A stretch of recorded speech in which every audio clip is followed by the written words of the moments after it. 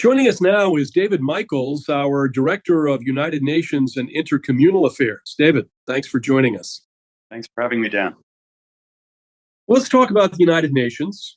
B'nai B'rith, present at the founding of the UN back in 1945, receiving our first NGO, non-governmental organization credentials in the late 1940s, and then opening a full-time office on UN affairs in New York, right near the UN, going back to 1960.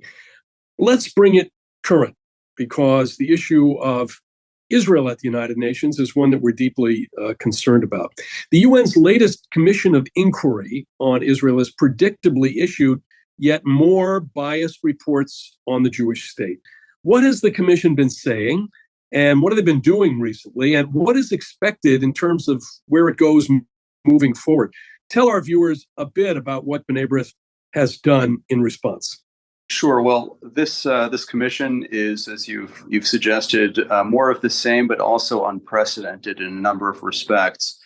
More of the same in the sense that Israel, as we know, has been the subject of more attention and scrutiny and condemnation within UN settings than any other member state of the UN. In fact, often more than all other 192 member states combined. And this is the latest mechanism set up specifically to scrutinize, to malign, and to target Israel. That said, this Commission of Inquiry, as I think we've discussed in the past, really is unparalleled in its scope, in its duration. It's open-ended in the resources, taxpayer resources from around the world that have been assigned to it, and frankly, in the open bias, the open prejudice characterizing each member of the three-person commission. This commission is expected, as it has already over the past 2 years, to deliver at least 2 reports a year, one mid-year in Geneva to the Human Rights Council, and one toward the end of the year to the General Assembly here in New York.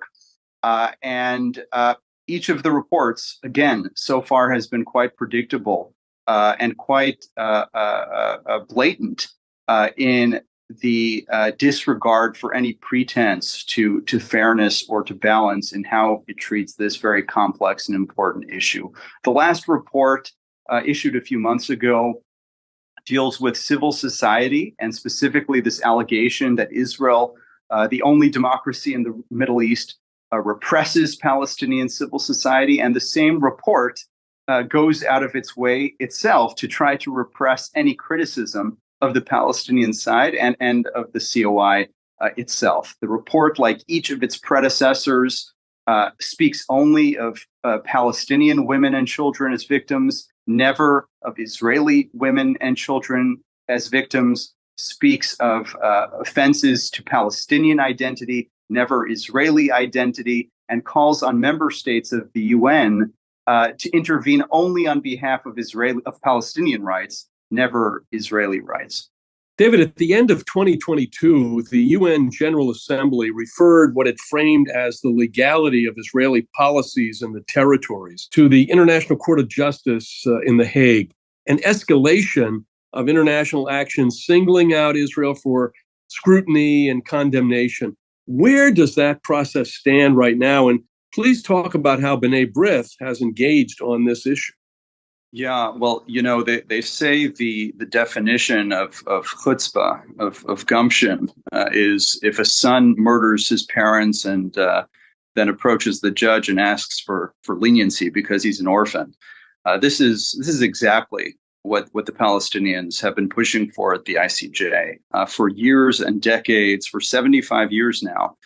They've been perpetuating the conflict by rejecting every single serious peace initiative and sweeping peace proposal and engaging in terrorism, delegitimization of Israel and demonization of Israel, only to then seek international intervention to change the status quo. I have to say, they've been remarkably, Dan, you know this well, they've been remarkably transparent, including in an op-ed a number of years ago in the New York Times by none other than Palestinian Authority President Mahmoud Abbas, about their strategy of what they call internationalizing the conflict with Israel. And so beyond real issues, and I know we don't have time here for all of the details, but real issues of jurisdiction, discriminatory focus and mandate, the fact that a majority even of the UN membership hadn't backed this referral by the General Assembly to the ICJ, and the fact that the Palestinians don't currently constitute a state in the way that parties to ICJ cases normally are, this case clearly both ignores the fact that the long history of the Jewish people in the land in question, the fact that Israel does not possess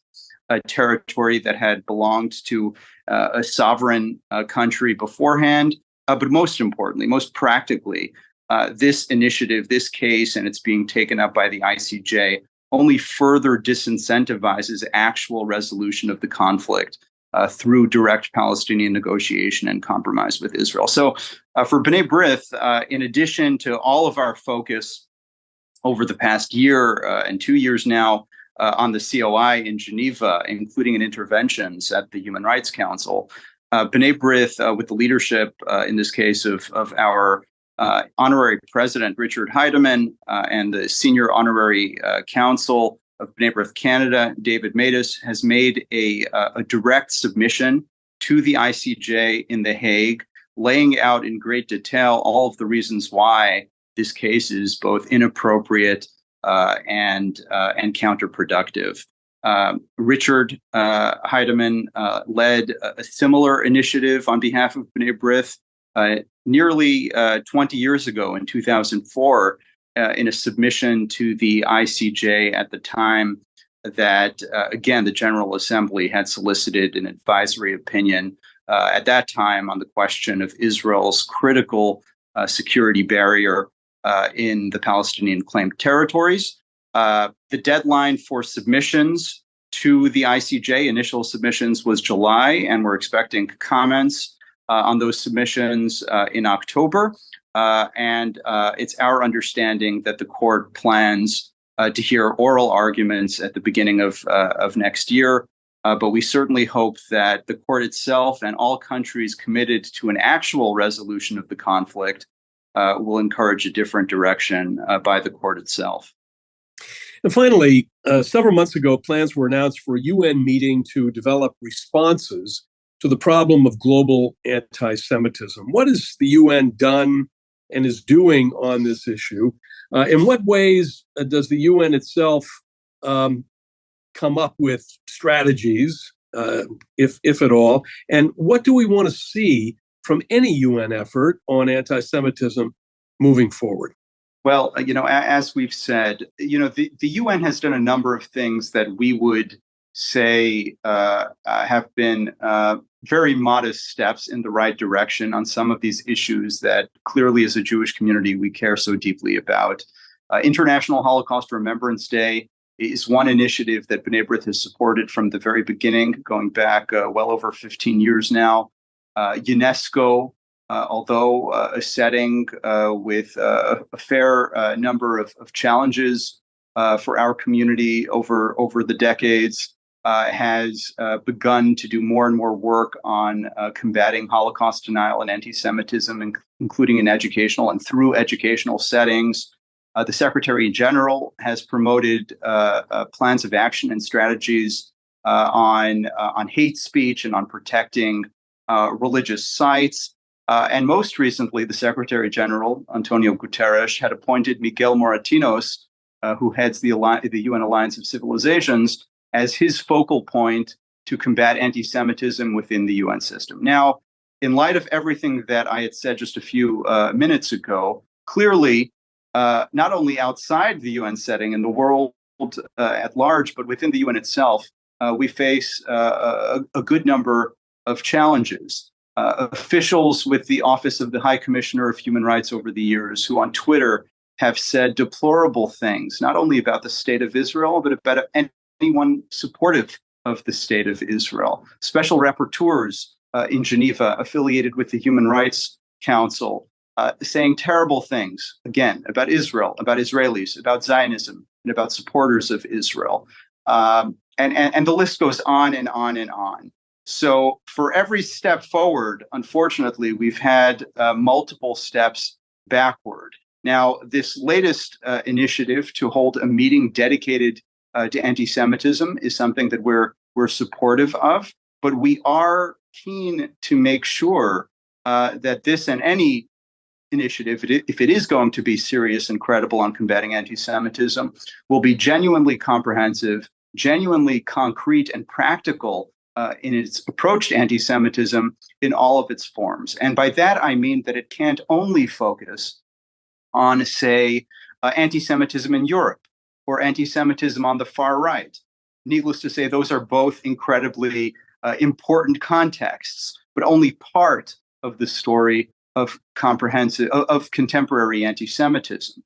And we would look to a conference, to a consultation like this, to really prioritize the views and the expertise of those most affected and most knowledgeable about anti-Semitism, namely the Jewish community and specialists on this very challenging issue, and to lift up, not in any way undercut or compete with existing progress, past and continuing progress on the issue of anti-Semitism. And I'll just mention a few examples. The working definition of IRA, the International Holocaust Remembrance Alliance, working definition of anti-Semitism, is one that really over years now has become the gold standard, not only within the Jewish community and among specialists on anti-Semitism, but among dozens of member states. And we would want to see any serious effort on anti-Semitism look to the IRA working definition as a guide to combating the scourge of anti-Semitism. Another, within the UN context, we were very pleased over recent years that the last special rapporteur on freedom of religion and belief, by the name of Ahmed Shahid, a former foreign minister of the Maldives, that he issued 2 reports dedicated exclusively to anti-Semitism and in a serious and thoughtful way. And so we would want, rather than reinventing the wheel, or not making use of all that those resources have to contribute, we would want to make sure that those documents are taken into account in this new initiative as well. David, thank you for your time and for all the work you do on behalf of B'nai B'rith. Thank you.